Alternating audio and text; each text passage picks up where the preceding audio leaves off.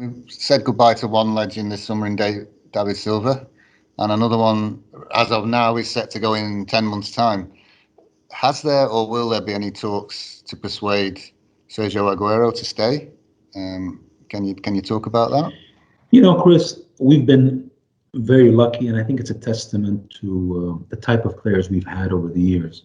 To have players like David Silva, like Vincent Kompany, like Pablo Zabaleta, like Sergio Aguero, that have committed and stuck with the team for many, many years.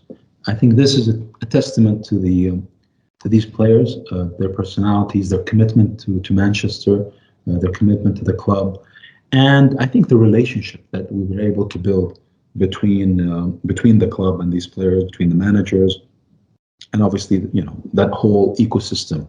To have a player like David Silva essentially commit 10 years of his life to this club, to have a player like Sergio Aguero again do the same.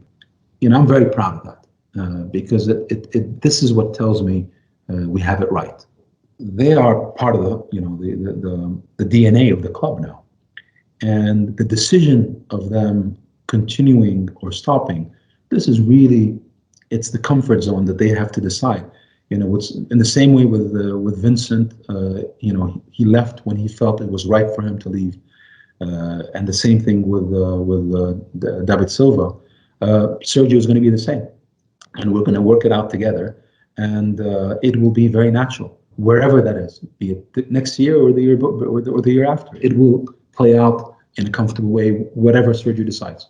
And I guess I'm going to get a similar answer to this one because it's a similar question. Pep himself only has 10 months left on his contract as of now. Is this going to be his last season, or do you think his contract will be extended also?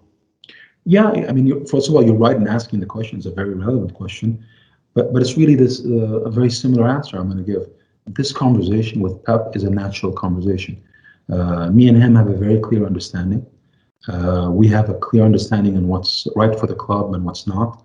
We have a clear alignment in terms of where we see the future and what we want in terms of success for the club. And I think again, it's going to be a comfortable conversation as we go, and it will work out in the best way for Pep, for me, and for the club. That I'm very comfortable about. So there's no specific talks taking place or specific talks planned as of now. It will just be a conversation over the coming weeks and months. Is that a good summation? Everything will work out naturally and in the right way, and I think we have the right people involved. We have the right trust in each other, and what's best will happen. The women's team have also had a busy time of it in the transfer market just recently, and a big shift. There seems to have been a concerted effort to elevate the women's team here in Manchester to a new level this season. 2 USA World Cup winners have arrived. Gareth Taylor has become the new manager, and as we understand it, other high-profile stars are on the way. What was the thinking behind all this? Well, Chris, we've been committed from the beginning to the women's game. I have a very strong view about how this game is going to evolve, and how in the years to come, the women's game is going to continue to grow and turn into a very important part of football. So our commitment is consistent. The team we've built over the years has done very well. Finishing second again is not our target, but it shows you a consistency over the last 4 years in terms of how we were able to continue to put a very strong group of players, a very competitive team with a great manager. COVID is going to put a lot of pressure on the women's game. The women's game was going in the right direction. I think COVID is going to put a lot of pressure on it.